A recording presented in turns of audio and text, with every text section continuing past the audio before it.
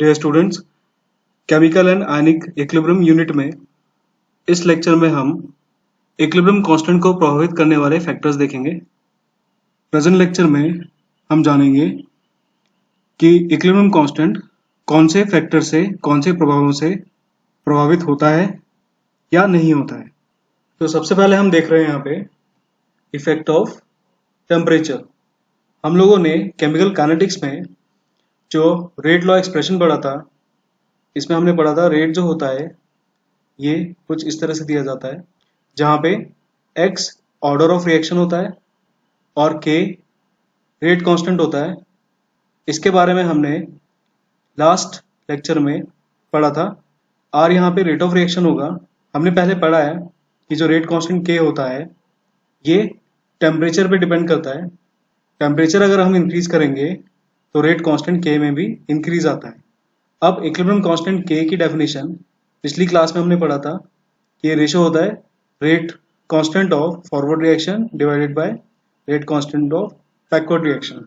सो क्योंकि ये जो रेट कांस्टेंट्स हैं kf और kb ये टेम्परेचर डिपेंडेंट है, तो इक्विलिब्रियम कांस्टेंट कैपिटल K भी क्या करेगा, टेम्परेचर से प्रभावित होगा। इसका मतलब यह है कि टेम्परेचर चेंज होने से इक्विलिब्रियम कांस्टेंट पर भी फर्क पड़ेगा। इक्विलिब्रियम कांस्टेंट पर टेम्परेचर चेंज का जो प्रभाव पड़ता है, इसके लिए वेंट ऑफ इक्वेशन होती है जिसको हम बाद में पढ़ेंगे। अभी हमें ये ध्यान रखना है कि किसी पर्टिकुलर टेम्परेचर पे इक्विलिब्रियम कांस्टेंट कांस्टेंट रहेगा, इर्रिस्पेक्टिव कि कंसंट्रेशंस क्या है रिएक्टेंट और प्रोडक्ट्स की, या प्रेशर कितना लगाया जा रहा है अगर गैसियस रिएक्शन है। तो अगर टेम्परेचर में चेंज आएगा तो K में भी कुछ ना कुछ चेंज आएगा। K यानी इक्विलिब्रियम कांस्टेंट में भी कुछ ना कुछ चेंज आएगा। कैसे आएगा, कितना आएगा, इसके बारे में हम कमिंग लेक्चर्स में बात करेंगे। अब हम सेकंड फैक्टर देख रहे हैं। सेकंड फैक्टर है यहाँ पे मोड ऑफ एक्सप्रेसिंग रिएक्शन, कि हम रिएक्शन को कैसे एक्सप्रेस कर रहे हैं। इसको समझने के लिए हम एक एग्जांपल देखते हैं। एक जनरल रिएक्शन को कंसिडर करते हैं। ये जनरल रिएक्शन है A+B in equilibrium with C+D। तो यहाँ पे जो ये इक्विलिब्रियम कांस्टेंट K है, इसको हमने पहले डिफाइन करा था। क्वेश्चन नंबर 17 को मैंने यहाँ पे प्रेजेंट करा है। सो हम यहाँ देख रहे हैं कि जब रिएक्शन को इस तरह से प्रेजेंट करा जा रहा है तो इक्विलिब्रियम कांस्टेंट इस तरह से दिया जा रहा है। अब अगर हम रिएक्शन को रिवर्स मैनर में लिखेंगे, यानी कि जो प्रोडक्ट थे यहाँ पे C और D, इसको हम यहाँ रिएक्टेंट की फॉर्म में लिखते हैं, और जो रिएक्टेंट थे A+B इसको हम प्रोडक्ट की फॉर्म में लिखते हैं।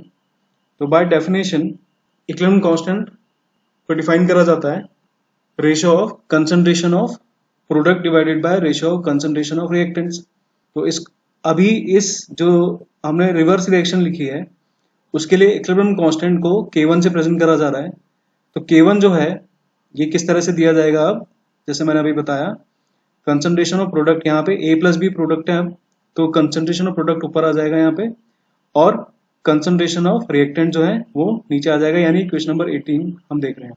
अब K1 और K2 में रिलेशन साफ हम आराम से कंक्लूड कर सकते हैं इक्वेशन नंबर 17 और 18 की हेल्प से।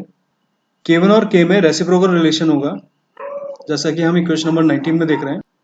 इसका मतलब ये है कि अगर फॉरवर्ड रिएक्शन के लिए इक्विलिब्रियम कांस्टेंट ज़्यादा है, बैकवर्ड रिएक्शन के लिए इक्विलिब्रियम कांस्टेंट क्या हो जाएगा, कम हो जाएगा।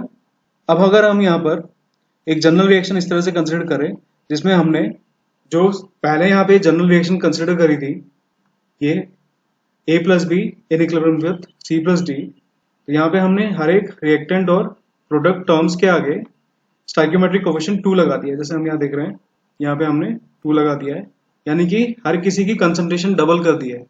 तो अब जो नया इक्विलिब्रियम कांस्टेंट K1 है ये किस तरह से दिया जाएगा, ये क्वेश्चन नंबर 20 की तरह दिया जाएगा। हम जानते हैं बाय डेफिनेशन इक्विलिब्रियम कांस्टेंट क्या हो जाएगा, concentration of product divided by concentration of reactant, और जो भी स्टोइकियोमेट्रिक कोएफिशिएंट्स होंगे रिएक्टेंट या प्रोडक्ट्स के वो उसकी पावर में चले जाएंगे। तो जैसे कि हम यहाँ C की कंसंट्रेशन लिखा है, उसकी पावर 2 लिखा है। 2 क्यों लिखा है, क्योंकि यहाँ पे जो प्रोडक्ट C है इसका स्टोइकियोमेट्रिक कोएफिशिएंट 2 है। तो अब हम यहाँ पर देख रहे हैं कि जितने भी कंसंट्रेशन टर्म्स हैं सबकी पावर 2 है, तो हम ये जो पावर 2 है इसे कॉमन ले सकते हैं और इसको इस तरह से लिखा जा सकता है। ये बेसिक मैथमेटिक्स से हमें पता होगा इसके बारे में। और जो ये जो बीच में टर्म लिखी है ब्रैकेट में, ये इक्विलिब्रियम कांस्टेंट K है, जिसको हमने पहले इक्वेशन नंबर 18 में डिफाइन करा था, सॉरी इक्वेशन नंबर 17 में डिफाइन करा था इस तरह से। सो हम देख रहे हैं यहाँ पे कि अगर हम कंसंट्रेशन डबल कर देंगे तो नया इक्विलिब्रियम कांस्टेंट पुराने इक्विलिब्रियम कांस्टेंट के स्क्वायर हो जाएगा। क्वेश्चन नंबर 20 में हम इसे प्रेजेंट कर रहे हैं। तो इसका मतलब है कि जो स्टाइकियोमेट्री होगी रिएक्शन की वो भी इक्विलिब्रियम कांस्टेंट की वैल्यू को प्रभावित करेगी। जैसे कि अगर हम एक एग्जांपल देखें, इसे एक जनरल रिएक्शन है A plus be in equilibrium with C plus D, और अब हम क्या करें, यहाँ पे हर एक कंसंट्रेशन टर्म का स्टाइकियोमेट्रिक कोएफिशिएंट हाफ कर दें।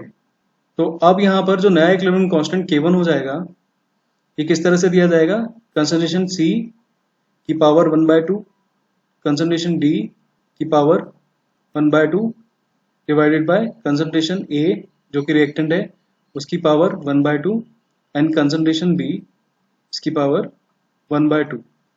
अब हम देख रहे हैं यहाँ पे सबकी पावर 1/2 है, तो हम ये पावर को कॉमन ले लेंगे। तो अब यहाँ पे ये एक्सप्रेशन इस तरह से हो जाएगा, concentration C into concentration D divided by concentration A into concentration B, और इस पूरे की पावर क्या हो जाएगी, हाफ हो जाएगी।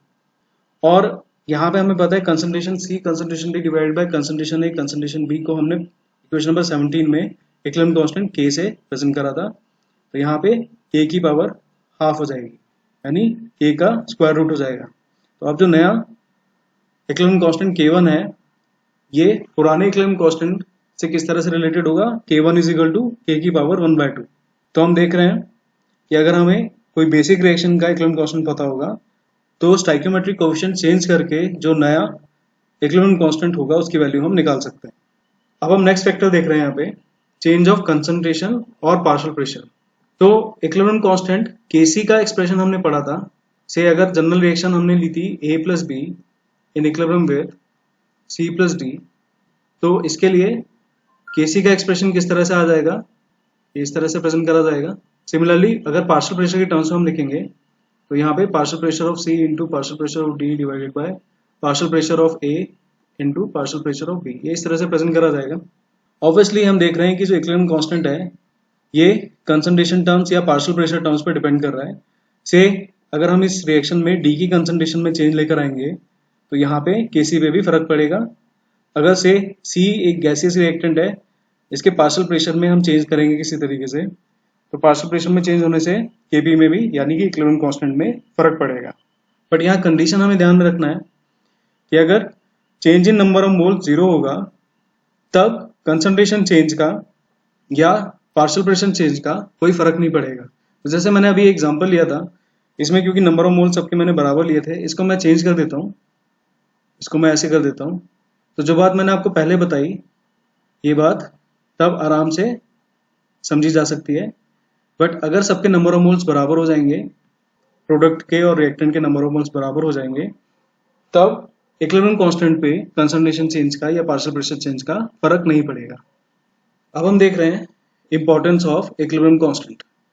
अभी हम पहला पॉइंट देख रहे हैं यहाँ पे कि अगर इक्विलिब्रियम कांस्टेंट की वैल्यू ज़्यादा है तो फॉरवर्ड रिएक्शन का रेट ज़्यादा होगा in comparison to backward reaction. ऐसा क्यों? क्योंकि इक्विलिब्रियम कांस्टेंट बाय डेफिनेशन क्या है, ratio of rate constant of forward reaction divided by rate constant of backward reaction.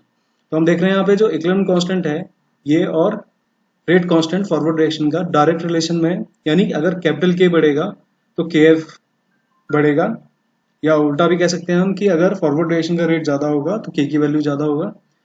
KB और इक्विलिब्रियम कांस्टेंट K में इन्वर्स रिलेशन है, तो अगर KB ज़्यादा होगा तो ऑब्वियस है कि इक्विलिब्रियम कांस्टेंट K की वैल्यू कम होगी। तो जैसा कि पहले पॉइंट में लिखा है कि अगर K की वैल्यू ज़्यादा होगी तो फॉरवर्ड रिएक्शन का रेट भी ज़्यादा होगा। इसी तरह से हम बोल सकते हैं कि अगर इक्विलिब्रियम कांस्टेंट की वैल्यू कम होगी तो बैकवर्ड रिएक्शन का रेट डोमिनेट करेगा या ज़्यादा होगा in comparison to forward reaction. तो रिलेटिवली हम कह सकते हैं K की वैल्यू देख करके कि किस रिएक्शन में फॉरवर्ड रिएक्शन का रेट ज़्यादा है और किस रिएक्शन में बैकवर्ड रिएक्शन का रेट ज़्यादा है। तो हम जनरलाइज कर सकते हैं अब यहाँ पे कि जितना ज़्यादा इक्विलिब्रियम कांस्टेंट की वैल्यू होगी, greater the value of equilibrium constant, more is the proportion of product concentration in the reaction mixture. K ज़्यादा होने का मतलब क्या है, इक्विलिब्रियम कांस्टेंट ज़्यादा होने का मतलब क्या है, KF ज़्यादा होना। और फॉरवर्ड रिएक्शन का रेट जो है ये KF पे डिपेंड करेगा। तो हम देख रहे हैं यहाँ पे फॉरवर्ड रिएक्शन का रेट KF पे डिपेंड करेगा, और KF ज़्यादा होगा तो रिएक्शन आगे की तरफ ज़्यादा जाएगी। आगे की तरफ का मतलब क्या है, C+D ज़्यादा बनेंगे, फॉरवर्ड रिएक्शन डोमिनेट करेगी। और अगर इक्विलिब्रियम कांस्टेंट की वैल्यू कम होगी तो प्रोडक्ट का प्रोपोर्शन कम हो जाएगा रिएक्शन मिक्सचर में, इसी तरीके से। तो जैसे कि एक एग्जांपल देख रहे हैं हम अभी, हम यहाँ पे डिकम्पोजिशन ऑफ वाटर का एग्जांपल देख रहे हैं एट 1073 केल्विन।